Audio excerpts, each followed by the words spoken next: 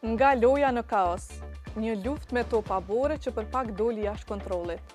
Një turm e madhe personash u mblodhen të hënën pasdite në Washington Square Park në Manhattan, ku një argëtim spontan me topa bore doli jashtë kontrollit dhe pothuajse u shndrua në kaos. Sipas autoriteteve, qindra njerëz fillimisht hodhën topa bore ndaj njëri tjetrit, por situata u tensionua kur disa prej tyre nisën të godasnin edhe automjetet që kalonin, e madje edhe ndaj policëve.